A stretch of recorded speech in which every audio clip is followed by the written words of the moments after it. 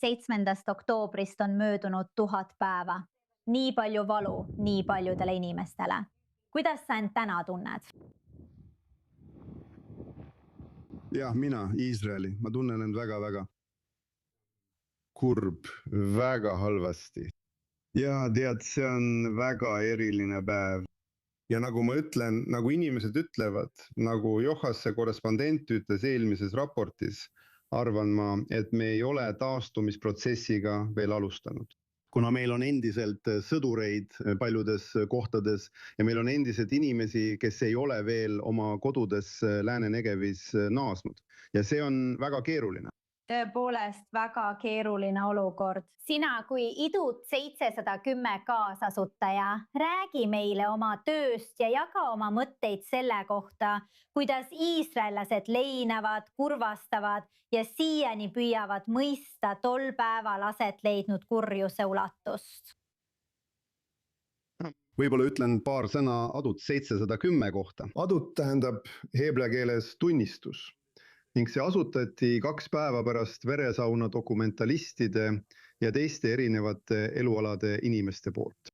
Selleks, et iga inimene, kes oli 7. oktoobril Lääne-Negevis, saaks oma loo rääkida.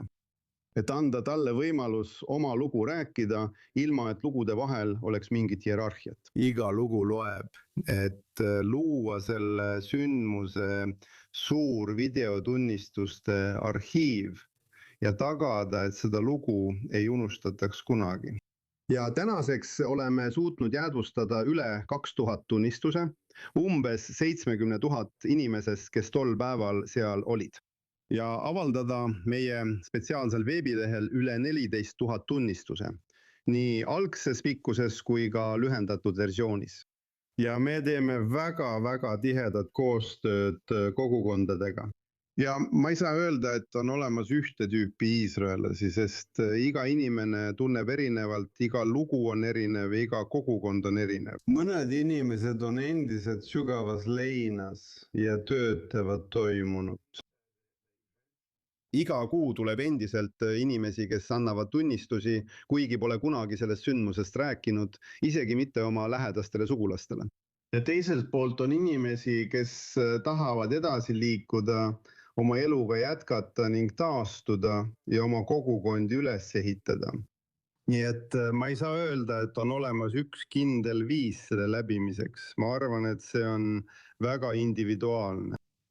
Iga inimene läbib oma leinamise ja paranemise aja, loodetavasti, ja samuti kuuleb nii palju lugusid vastupidavusest. Kogukond läbib seda kõike koos. Räägi lühidalt, mis on sulle silma jäänud, kuidas kogukond on kokku tulnud, et nende uskumatute takistustega sellel väga raskel ajal toime tulla?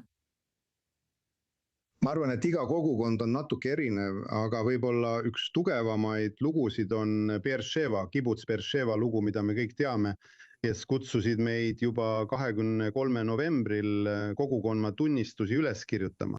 Ja 23. novembril, vähem kui kuu aega pärast sündmust, kogusime 1 kuuga üle 180 kogukonna tunnistuse. Ja see oli tõesti väga hämmastav lugu, mis nüüd pärast 2 aastat, mil need tunnistused olid kibutsis hoitud, hakkame neid vastu võtma ja oma veebilehel avaldama.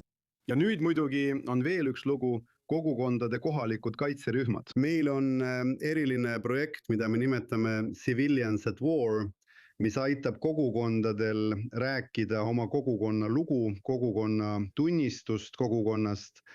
Ja selles olukorras astusid tsiviilisikud esile, läksid välja, et võidelda ja päästa kogukondi ning need on tõeliselt hämmastavad vapruse lood.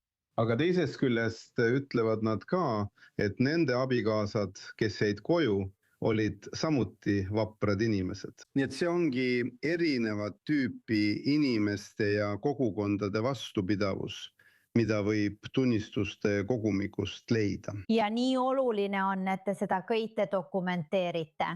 Nii oluline on, et neid lugusid räägitakse ka aastakümnete ja põlvkondade pärast. Itai Kantor Pardes Hannast, aitäh, et olite meiega. Berandaunis üks lühike kindlasti. Üks lühike lause. Lühidalt, koos Hebrea Ülikooli digihumanitaaria keskusega arendame nüüd tehisintellektil põhinevat arhiivi, mis võimaldab igal inimesel esitada küsimusi selle tohutu tunnistuste kogu kohta. Ja me plaanime ka järgmiseks oktoobriks automaatseid tunnikavade koostajaid õppetööks. Uskumatu töö, kolhakavood, nagu me siin piirkonnas ütleme. Itai kantor, kõike head, otseülekanne Pardes Hannast. Suur aitäh!